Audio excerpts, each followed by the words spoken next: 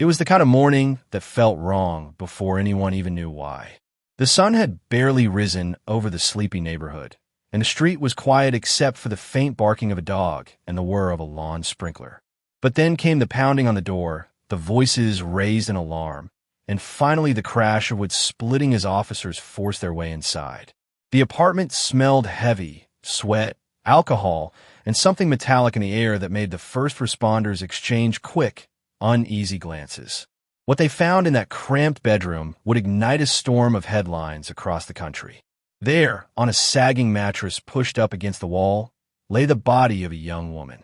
Her face was pale, lips tinged blue, hair tangled across the pillow. Beside her, almost unbelievably, a man of staggering size, well over 500 pounds, was still asleep, his chest rising and falling with slow, oblivious breaths. The contrast was shocking. Her small frame lifeless and still, his massive body taking up most of the bed, as if nothing at all had happened. The officer shouted his name, shook his shoulder, but he stirred only slightly, mumbling as though annoyed at being disturbed. For a moment, it was hard to believe he hadn't noticed the horror lying inches from him. Neighbors who had gathered outside pressed close to the doorway, covering their mouths when they saw the stretcher being prepared. A few whispered prayers, others muttered, "Lord have mercy." By the time the ambulance lights flickered red and blue against the siding of the building, the story had already begun to spread. A woman had died in the night, in the bed of a man whose size and presence made him unforgettable. Rumors flew before the medical examiner even arrived. Some said she must have suffocated under his weight, that the tragic mismatch of bodies had turned passion into a deadly accident. Others whispered darker theories, that maybe it wasn't an accident at all, that maybe the man's quiet, solitary life had hidden violent urges waiting to explode. Within hours, phones buzzed with screenshots, group chats filled with speculation, and a single headline started appearing online. She slept with a 500-pound man. By morning, she was found dead. Inside the apartment, detectives snapped photographs. The half-empty wine bottle on the nightstand, the crumpled sheets, the overturned lamp. There were no signs of forced entry, no struggle in the living room, nothing to suggest anyone else had been there. And yet something about the scene felt off. The young woman's body lay too still, her expression frozen in a way that made seasoned investigators uneasy. Was it the peacefulness of her face, or the faint bruise along her collarbone? The lead detective couldn't shake the thought that this might be more than a bizarre accident. As the body was carried out under a white sheet, cameras caught the moment. Neighbors gasped, their voices rising in a mix of pity and judgment. Some clucked their tongues about her choices, meeting a stranger off the internet. What was she thinking? Others defended her, saying she was just a young woman looking for connection, never expecting the night to end in tragedy. The man himself, now awake and disoriented, sat in the back of a patrol car with his hands covering his face, his size overwhelming the seat as reporters shouted questions he couldn't or wouldn't answer. By the time the sun climbed high over the neighborhood, the story was no longer just about a death. It was about a mystery. Was this an intimate encounter gone wrong? A freak accident brought on by the sheer difference in their bodies? Or was there something far more sinister beneath the surface? Something the cameras and microphones couldn't capture, but the investigators would have to unravel piece by piece. For the town, it was the kind of scandal that made people lock their doors tighter at night, the kind that turned every casual meeting into a cautionary tale.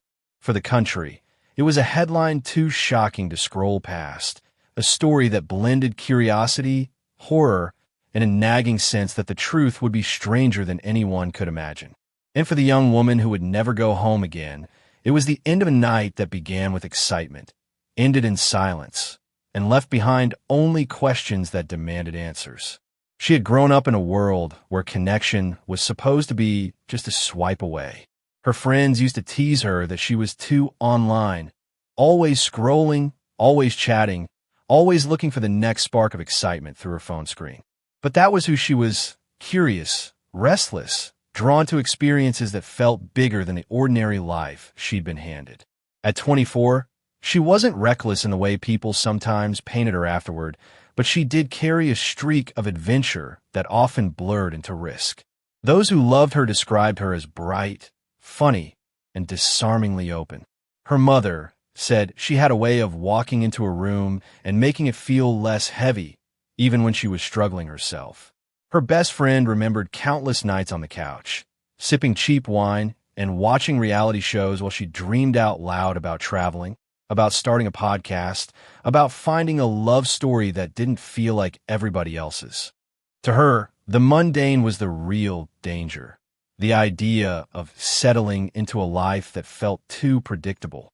She worked a steady job, clocking in and out at a small office that processed insurance claims. It wasn't glamorous, but it paid the bills and left her evenings free.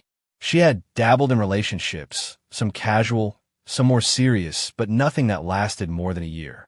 The men she dated always seemed too cautious, too boring, too unwilling to step outside the safe lines of their routines.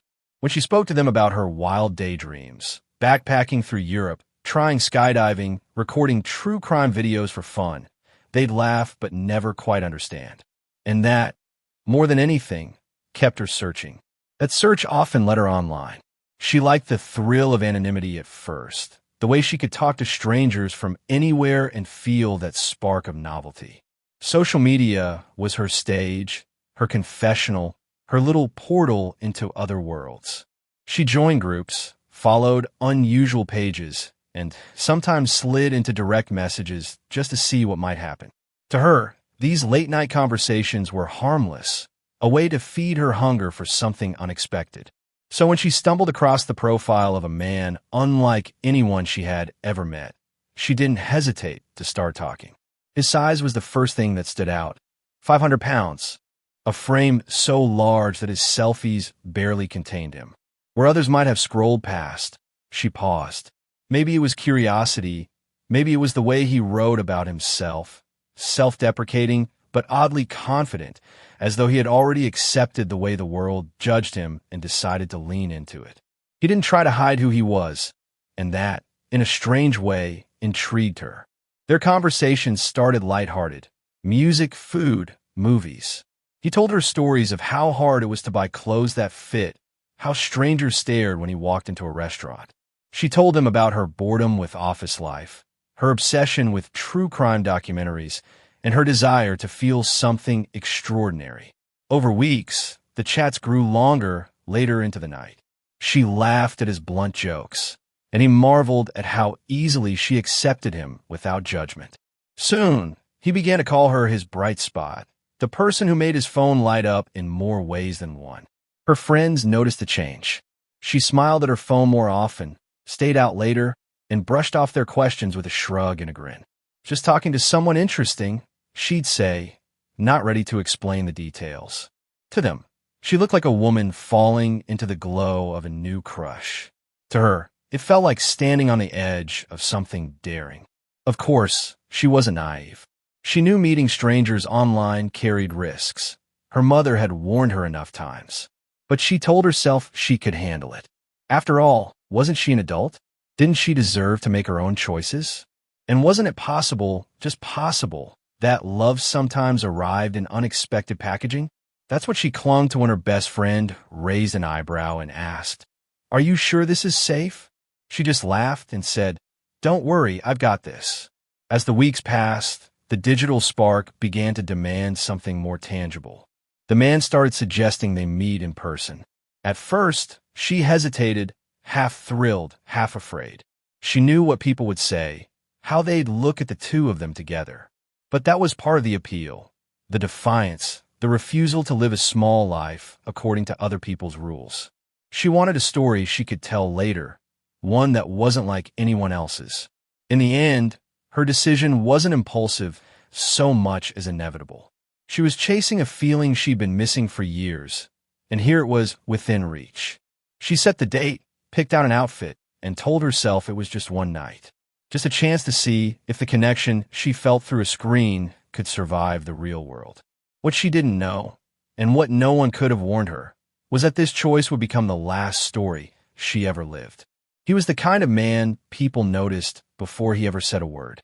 At over 500 pounds, he filled doorways, crowded sidewalks, and made restaurant booths groan under his weight. Children sometimes stared, adults often looked away, and he had grown used to both reactions. His name rarely trended online, but his body did. Whenever he posted a photo, there were comments, half curious, half cruel. To some, he was a spectacle. To himself, he was just trying to live in a world that didn't make space for men like him. He had grown up in the same town where the tragedy would later unfold. As a boy, he was shy, awkward, already heavier than the other kids by the time he hit middle school. Gym class was torture, and playground teasing turned to bullying before he even turned 12. Teachers described him as smart, sometimes funny, but withdrawn. At home, food was both comfort and curse. His mother cooked big Southern meals that made him feel loved, even as the numbers on the scale kept climbing. By the time he graduated high school, he was already over 350 pounds. Adulthood didn't make things easier. Job interviews ended with polite rejections, no matter how qualified he was. Dating felt impossible. Women he liked would smile politely, then vanish. He spent years bouncing between temporary work and disability checks, until eventually he stopped trying. He rarely left his small apartment except for groceries, doctor's appointments, or late-night drives to fast food chains where the workers knew him by name. Loneliness became a kind of second skin, heavy in its own way. Online, though, he discovered a different kind of world. Behind a keyboard, his body didn't arrive in the room first. He could be funny, sarcastic, even bold. He joined forums, gaming communities, and later, social media groups where curiosity about larger men blurred into fascination. He wasn't naive. He knew some people only wanted to gawk, to turn his size into a novelty. But occasionally, someone spoke to him like a person instead of a punchline, and those moments kept him coming back. When she appeared in his messages, it felt almost unreal. Here was a young woman, bright and attentive, who didn't flinch at his photos or pity his circumstances. She asked questions, real ones, about his life, his routines, even his struggles. At first, he gave short answers, testing her sincerity.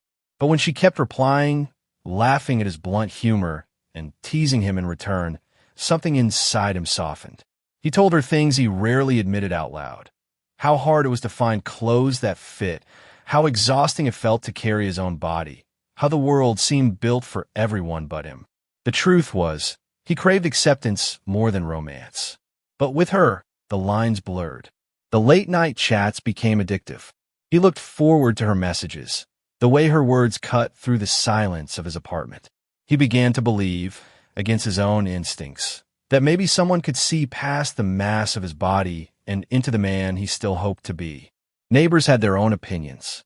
Some described him as quiet, polite, kept to himself. Others called him strange, recalling how rarely they saw him outside. The sight of him struggling with grocery bags up the stairs was unforgettable.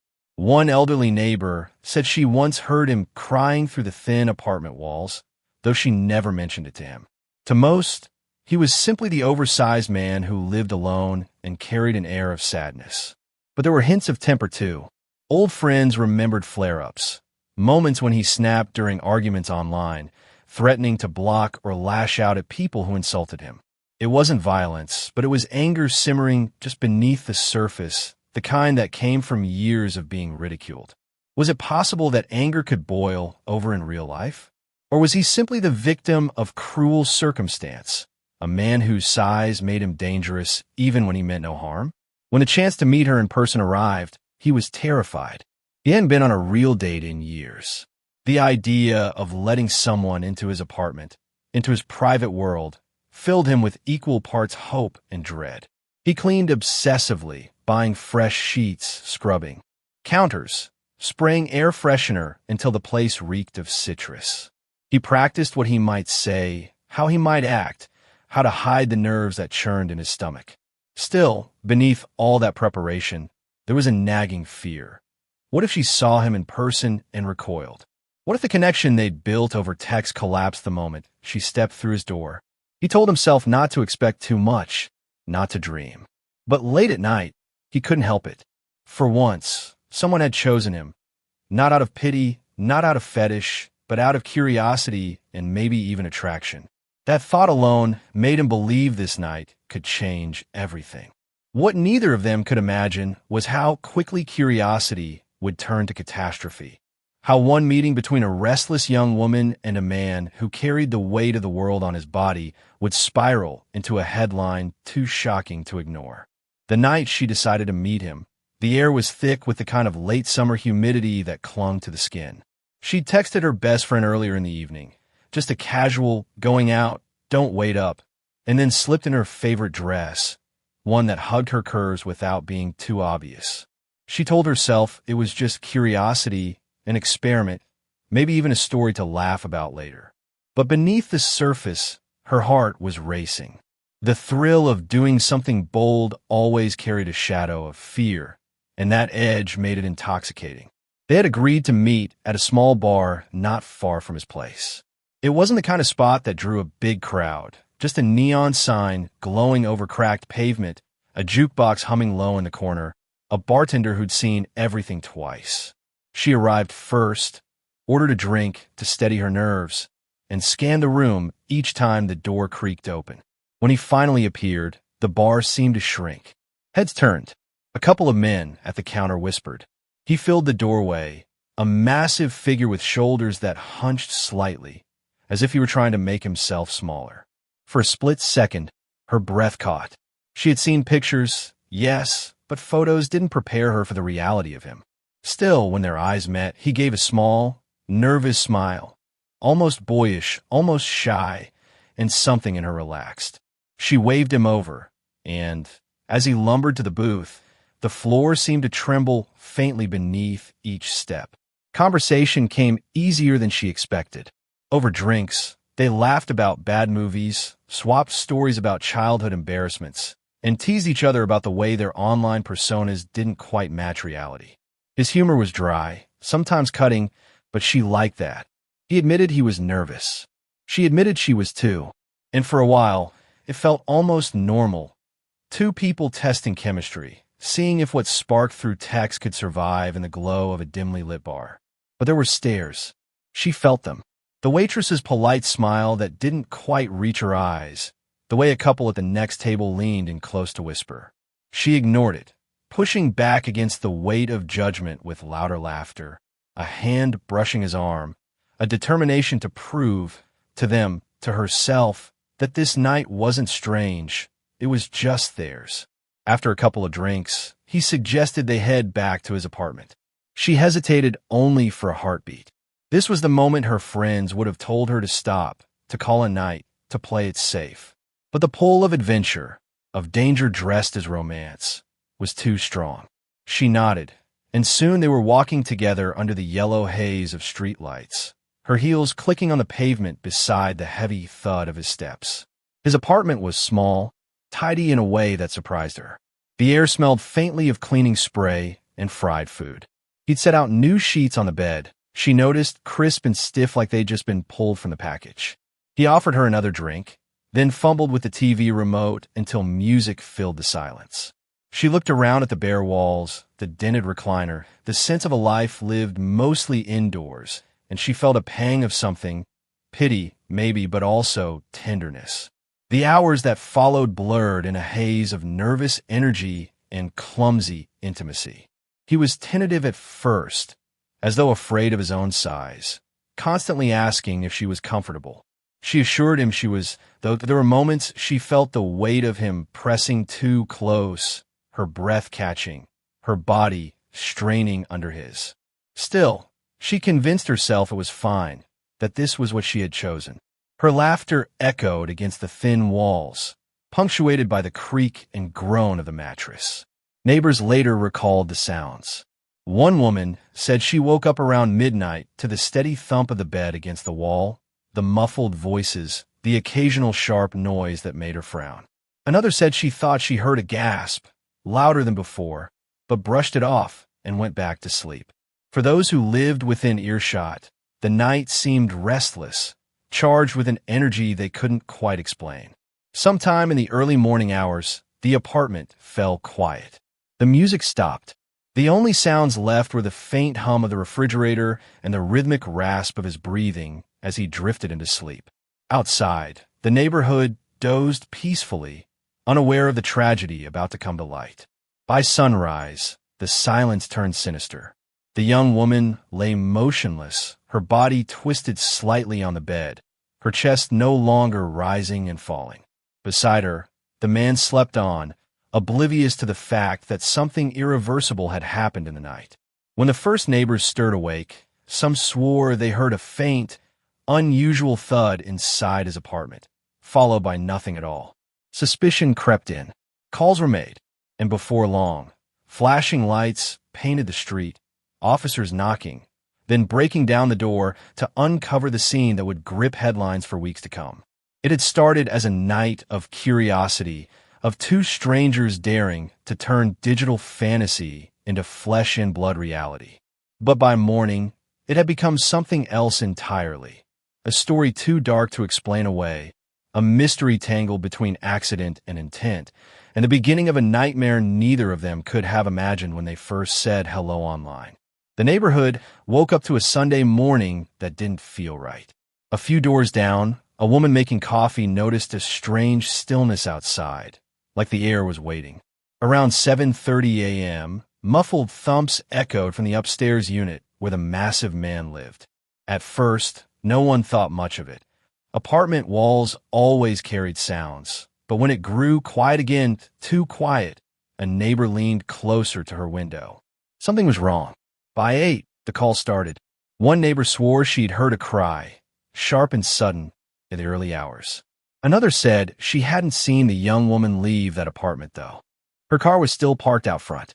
And then came the final straw, a dull crash from inside, followed by silence. The building manager, worried something had happened, dialed 911. When police arrived, the scene felt eerie. They knocked, pounded, called out. No answer. From the hallway, a faint smell seeped through the cracks in the door. Stale alcohol, sweat, something heavy in the air. The officers exchanged looks, then forced the lock with a hard shove of the shoulder. The door gave way, swinging open into darkness. The apartment was strangely still, except for the low drone of a box fan in the corner. The living room was tidy enough, but the bedroom door stood half open, shadows spilling across the floor. As the officers stepped inside, the sight froze them where they stood. On the bed lay the young woman, her body twisted unnaturally, hair fanned across the pillow. Her skin had turned ashen, the color drained from her cheeks, her chest unmoving. For a split second, she looked almost asleep, but one glance told them she was gone. Next to her, filling nearly half the mattress, was the man. His massive frame rose and fell with steady breaths. He was still asleep, oblivious, his arm draped across his own stomach as though nothing in the world had changed. The image was surreal, life and death sharing the same bed, side by side, as though it were any ordinary morning. "Wake him," one officer muttered. They shook his shoulder, calling his name. At first he mumbled, groggy, annoyed, his eyelids fluttering open. It took a few seconds for him to realize the room was filled with uniformed officers. He blinked, confused, then glanced toward the figure lying motionless beside him. His face went slack. She's not breathing," he stammered, voice thick with sleep and disbelief. His words were barely audible, but the silence of the room carried them like thunder. Paramedics rushed in, checking for a pulse they knew they wouldn't find. Their gloves pressed against her neck, their equipment beeped, but there was nothing. Time of death, several hours earlier. The officers ordered the man to sit up, but it took effort for him to rise, his body heaving with each attempt. They guided him to a chair while the paramedics covered her with a white sheet. By then, neighbors had gathered outside, drawn by the flashing red and blue lights. Mothers clutched their children, elderly men stood with arms folded, whispers spreading like wildfire. "Did you see your car out front? She never left. I told you something was off. Lord, have mercy." The sheeted stretcher passing through the doorway silenced even the loudest voices. Some gasped, others shook their heads, but no one turned away. Back inside, detectives moved carefully, photographing every detail. The overturned lamp, the half-empty bottle of cheap wine, the crumpled sheets that told a story of struggle or passion, or maybe both. The woman's phone sat on the nightstand, screen cracked, as though it had been dropped mid-call or mid-reach. On the dresser, a package of brand-new bedsheets lay torn open. The man, still in shock, mumbled fragments of explanation. "We were just talking, we fell asleep." "I don't." She wasn't. His words trailed off in his silence, eyes glassy with disbelief. He insisted he hadn't heard her, that he had simply drifted into sleep beside her. To the officers, it was impossible to ignore the cruel math of it. His 500-pound body, her small frame, hours of the night spent tangled together. Was it an accident of weight and pressure, or was there more hidden beneath the surface? As the body was loaded into the ambulance, reporters began arriving. Word had already reached social media. Woman found dead beside 500-pound man. Photographers snapped pictures of him sitting in the back of a patrol car, his hands covering his face, his massive shoulders hunched like a collapsing wall. The lead detective lingered in the bedroom, eyes tracing the faint bruise along the woman's collarbone, the subtle marks near her wrist. Accident or not, something didn't sit right. The room told a story, but not a complete one. And until the autopsy spoke louder than speculation, every possibility was on the table. Outside, the crowd buzzed with theories. Some shook their heads in sorrow, murmuring that it must have been a tragic accident, the result of two bodies so different colliding in the most intimate way. Others whispered darker suspicions, that no one could sleep through a woman's final moments without knowing, without bearing some responsibility. By mid-morning, the street was blocked with police tape, the porch flooded with camera flashes, and the story had grown bigger than the walls of that small apartment. It wasn't just a tragedy anymore. It was a mystery, one destined to explode across newspapers, podcasts, and television screens nationwide. And as the man sat silent in custody, the young woman's family received the call that would shatter their world. Their daughter was gone, and the circumstances of her death would soon make her a household name. At the county morgue, the young woman's body was wheeled into the sterile, fluorescent-lit examination room. The scent of antiseptic mingled with something heavier, something that clung to the air no matter how many times the staff wiped the stainless steel tables. Dr. Elaine Chun, the lead forensic pathologist, stood over the gurney with a clipboard in hand, her expression grave. She had performed hundreds of autopsies in her career, but this case had already attracted a level of attention that made every detail feel weightier, every observation destined for headlines. The first photographs captured her face, pale, lips discolored, eyes closed as though she might wake at any moment. The external exam revealed faint bruising along her collarbone, a pattern that suggested pressure, though not the violent marks of a struggle. Her wrists bore subtle redness, as if something or someone had gripped them briefly. To Dr. Chun, these were puzzle pieces, not yet a complete picture. Toxicology samples were drawn. Blood, urine, stomach contents, each vial labeled carefully, destined for the lab. The half-empty bottle of cheap wine recovered from the apartment hinted at intoxication, but her BAC would tell the truth. If she had been heavily impaired, it might explain her inability to resist or call for help. But alcohol alone wouldn't account for the bluish tint of her lips or the congestion in her lungs. When the scalpel finally traced its first incision, the story of her final hours began to emerge. Internally, her lungs were heavy, congested with fluid, classic signs of asphyxia. The lack of oxygen had left its signature across her organs. Dr. Chin dictated notes to the recorder. Pulmonary edema present. Petechial hemorrhages visible in the conjunctiva and lungs. These tiny red bursts of broken blood vessels told their own tale. Something had cut off her breathing long enough to push her body past the point of recovery. The critical question lingered. How? If his massive weight had pressed against her chest or throat, it could explain the findings. Accidental smothering, a tragic consequence of size and position. But the bruises, faint yet distinct, suggested something more deliberate. Hands, not just gravity.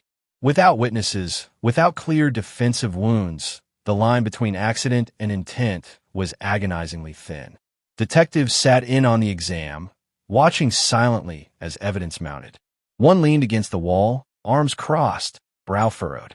"So you're saying he could have rolled on her by mistake?" he asked.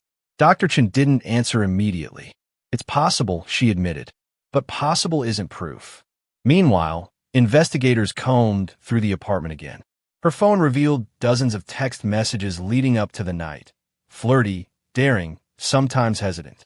In one, sent only hours before her death, she wrote, "If this goes bad, I'll call you LOL."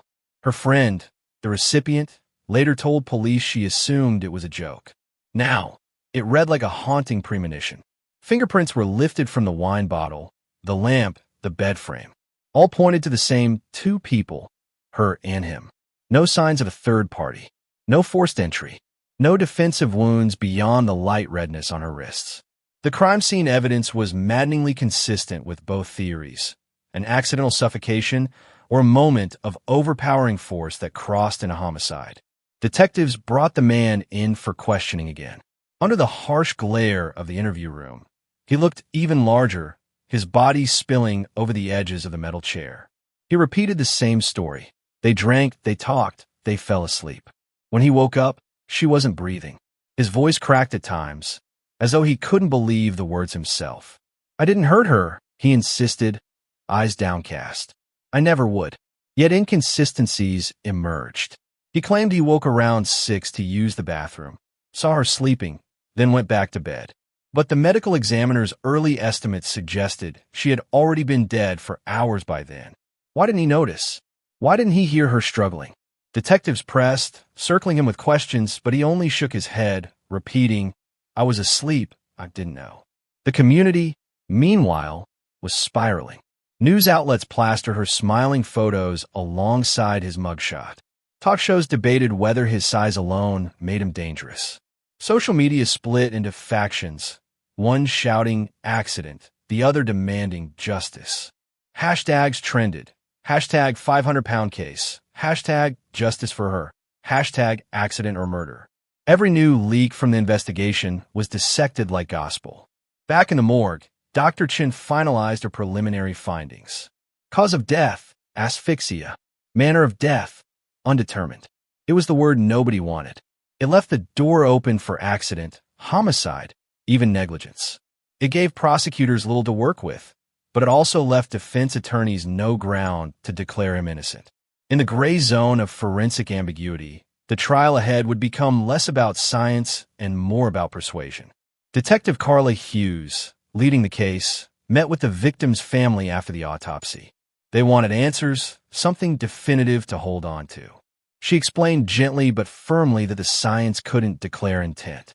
The family broke down anyway. Her mother clutched a framed photo and cried. She went there looking for love, and now she's gone. Somebody has to answer for that.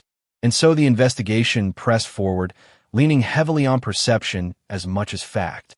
Neighbors' testimony about late-night noises became critical. The bruise patterns, though subtle, were magnified under expert testimony. And the chilling image of him asleep beside her lifeless body, burned into the public imagination, became its own kind of evidence. The forensic findings had laid the groundwork, but they hadn't solved the case. Instead, they set the stage for the next chapter, a courtroom battle where lawyers, jurors, and the entire nation would be asked to decide the unanswerable. Was this the tragic accident of a mismatched encounter, or the deliberate act of a man who finally snapped? The story was too strange, too sensational, to stay local for long. Within hours of the autopsy report leaking, headlines were everywhere. She slept with a 500-pound man. By morning, she was found dead. The words were splashed across news sites, blared from TV anchors' lips, and reposted endlessly on social media feeds. It was the perfect storm of tragedy, curiosity, and controversy, one that the public couldn't look away from, even if they wanted to. Cable networks rolled out wall-to-wall coverage. Crime analysts debated over studio tables with glossy graphics behind them. Accident or murder? Scrolling tickers ran beneath their faces. Cause of death, asphyxia. Manner, undetermined. Talk show hosts shook their heads in disbelief, some framing it as a cautionary tale about online dating, others as a dark commentary on body politics. One late-night comedian even cracked an off-color joke, sparking immediate backlash. On Twitter and TikTok, the case erupted into hashtags. Hashtag Justice for Emily. The name media outlets gave the victim climbed to trending within hours. Hashtag 500-pound case became a meme, with strangers speculating wildly about how such a death could happen. Videos circulated of self-proclaimed experts demonstrating how body weight could suffocate someone, while others insisted it was impossible to sleep through a partner's dying moments without noticing. Opinions split down the middle. One side viewed him as a killer hiding behind his size, a predator who used his bulk as a weapon. The other side saw him as a tragic figure, a man condemned by circumstance, punished for a body he didn't choose. The debates got heated. Comment sections flooded with insults. Dueling YouTube documentaries sprouted overnight, and TikTok creators reenacted scenes from the police reports with dramatic flair. Podcasts seized the moment too. The Night Shift True Crime devoted a 2-hour special, splicing audio of 911 calls with interviews from neighbors who swore they heard something like a gasp before silence. Another show, Crimes Uncovered, speculated that there had to be more, maybe drugs, maybe a cover-up, maybe even another person involved. Listeners ate it up. Downloads spiked. Everyone had a theory, and everyone wanted to be right. The victim's family went public, standing on the courthouse steps in front of cameras. Her mother, clutching a framed photo, sobbed as she begged for justice. She was more than a headline. She was a daughter, a sister, a friend. She deserves the truth. The image of her grief became iconic, replayed on every channel, turning a private tragedy into a national symbol. For the man at the center of it all, the media storm was crushing. Photos of him being escorted in handcuffs circulated like wildfire. Commentators mocked his size, some cruelly dubbing him the human weapon. Others questioned whether the justice system could ever give him a fair trial when his body itself seemed to sway public opinion. Defense attorneys argued that the headlines had already poisoned the jury pool. Prosecutors countered that the outrage only reflected the seriousness of the crime. The case even reached daytime talk shows. Hosts asked their panels, "Is it irresponsible to romanticize danger? Should size differences in intimacy be considered a legal risk?" One audience member shouted, "It's common sense." He crushed her, while another retorted, "That's fat shaming, and you know it." The arguments spilled out of the studio and into living rooms across America. Meanwhile, in online communities devoted to body positivity, the case struck a nerve. Activists condemned the media for demonizing a man's weight, arguing that size should never be equated with violence. Survivors of assault, however, pushed back, insisting that intent mattered more than biology, and that bruises didn't appear on their own. The clash of narratives only deepened the frenzy. Even politicians chimed in. A local councilwoman tweeted, "We need better education about online dating safety. This tragedy could have been prevented." A conservative pundit went viral for sneering. This is what happens when society normalizes reckless behavior. Suddenly, the case wasn't just about one man and one woman. It became a cultural battlefield, a referendum on risk, responsibility, and judgment. Every new leak from the investigation fed the flames. When news broke that the bruising on her wrists might indicate restraint, hashtags reignited. When the toxicology report showed alcohol in her system, some argued it proved she was too impaired to resist. Others claimed it exonerated him, framing the death as a drunken accident. The uncertainty became fuel, and the public devoured it. Through it all, one image haunted the discourse: him, asleep beside her lifeless body. News programs replayed that detail again and again, asking how anyone could be so oblivious. Experts in sleep disorders were brought on to analyze whether deep sleep could really mask another person's final struggle. Some nodded grimly and said yes. Others shook their heads, saying no way. By the time jury selection began, the case had already transcended fact. It was no longer just evidence and testimony. It was a national story, a prism through which people projected their fears, their biases, their outrage. For every person who saw it as an open and shut accident, there was another who believed it was cold-blooded murder. And caught in the middle of it all was the question no amount of hashtags or headlines could answer. What really happened in that darkened apartment, in those final minutes before morning came? That uncertainty, more than anything else, kept the cameras rolling, the commentators speculating, and the public unable to look away. The courthouse was overflowing by the time the trial began. Reporters jostled for position on the steps, cameras flashing as if this were a celebrity scandal instead of a criminal case. Inside, every bench in the gallery was filled. Family members clutching tissues, true crime bloggers scribbling notes, and curious locals who'd followed every headline. The case had become a spectacle long before opening statements, and now the nation's eyes turned to a single question. Was this a tragic accident or a crime? The prosecution wasted no time framing their narrative. Assistant District Attorney Carla Nguyen stood tall before the jury, her voice steady. This young woman went to his apartment expecting a night of connection. Instead, she never came home. The defendant knew his size, knew the risks, and yet his actions, or inactions, led to her death. We will show you bruising on her body that speaks of restraint. We will show you inconsistencies in his story. And we will ask you to return a verdict of guilty. Her words cut sharp, echoed by the victim's photo projected on a screen, smiling, alive, a ghost in the courtroom. The defense countered with a different picture. Attorney Richard Dillard paced slowly, his tone almost fatherly. Ladies and gentlemen, this was not murder. This was a tragedy. Two adults chose to spend the night together. Alcohol was involved. Exhaustion set in. And yes, accidents happen. My client is guilty only of being a large man in a small bed. He did not harm her. He did not intend for this. We ask you to remember, in America, guilt must be proven beyond a reasonable doubt. Testimony unfolded like chapters in a grim novel. Neighbors described the noises of that night, the creaking bed, the muffled sounds, the sudden silence. One woman admitted she thought she heard a gasp, but couldn't be sure. Another recalled hearing a crash around dawn. Their voices wavered on the stand, torn between memory and certainty. Then came the forensic pathologist, Dr. Elaine Shun. Calm, clinical, she walked the jury through the autopsy results. Cause of death, asphyxia. Manner, undetermined. She explained the fluid in the lungs, the broken blood vessels, the faint bruising on the collarbone and wrists. It is consistent with pressure on the body, she said, but I cannot tell you with absolute certainty whether it was accidental or intentional.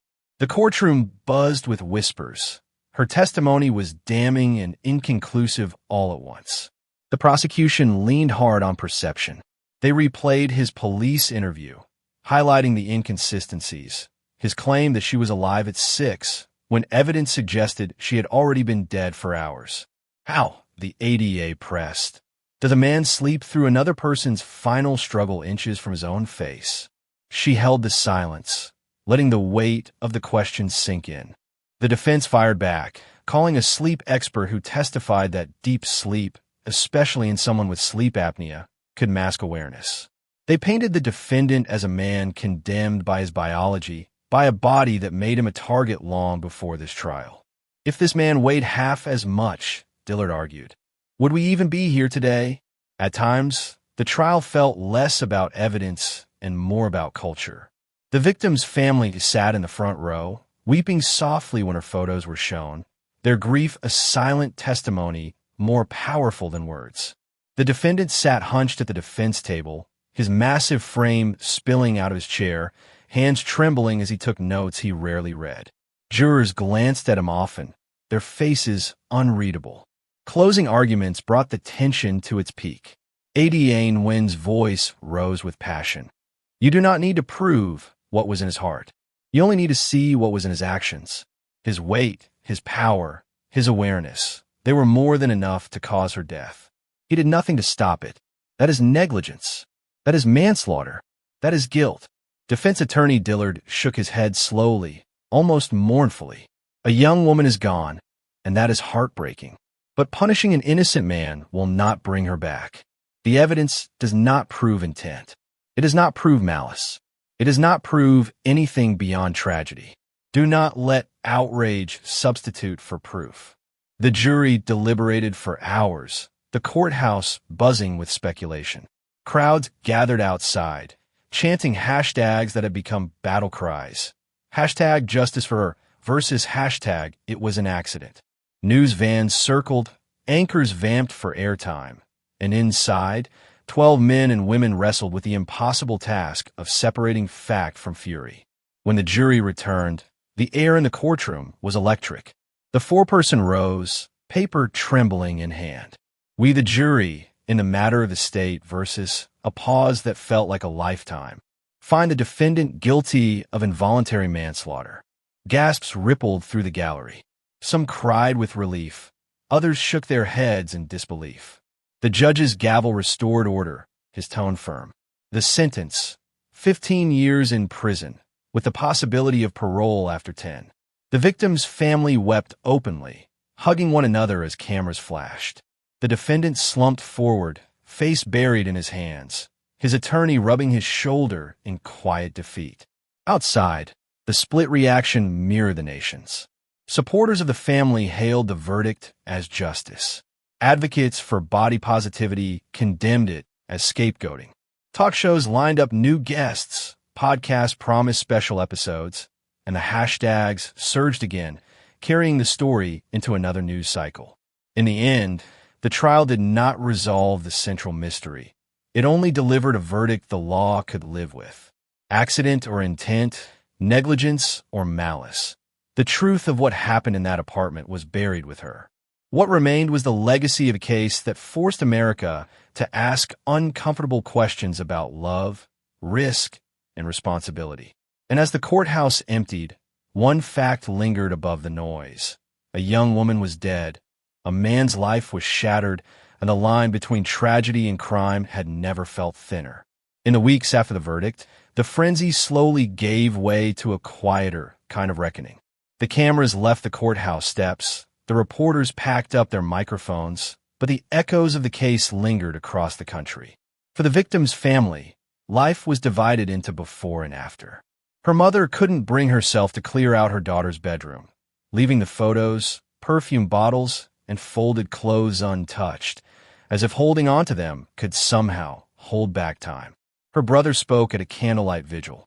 She was more than this story. She was more than a headline. She deserved a future.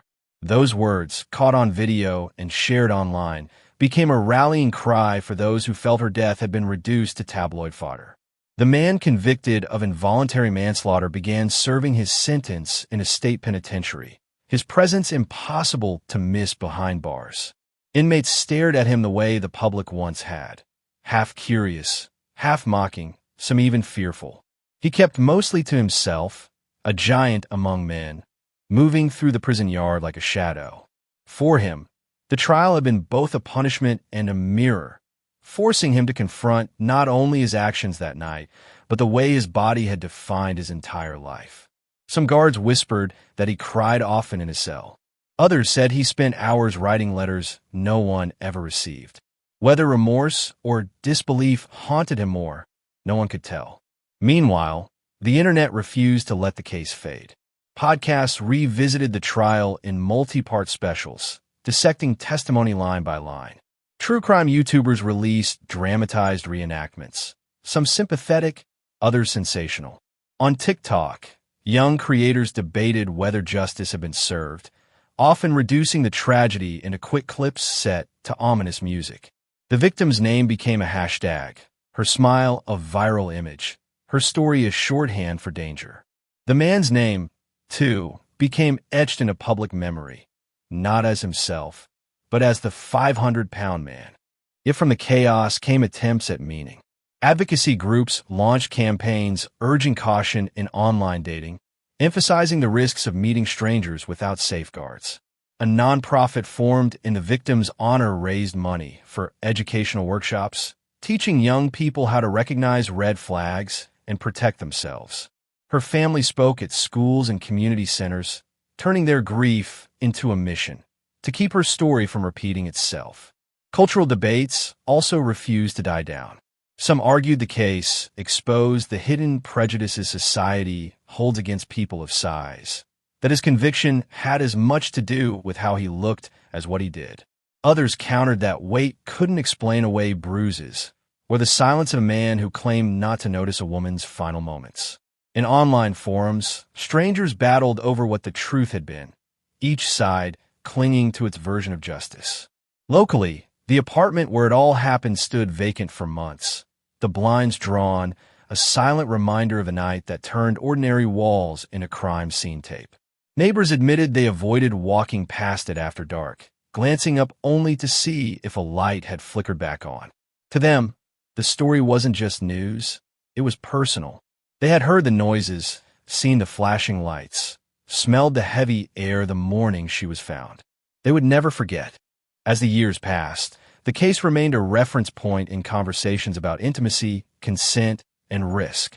Law professors cited it when teaching about negligence. Body positivity activists referenced it when fighting stigma. True crime enthusiasts kept it alive in comment threads, endlessly debating details no court could ever fully resolve. But for those closest to it, the legacy was simpler, sharper.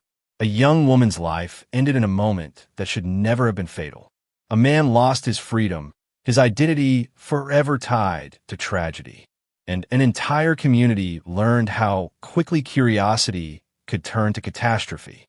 In the end, the case became less about blame and more about memory, about how we tell stories of the dead and what those stories say about the living. For some, it was a warning. For others, a lesson. For everyone who watched it unfold, it was impossible to forget. And maybe that was its truest legacy, that a single night in a small apartment between two people who barely knew each other could leave behind a shadow large enough to stretch across the nation.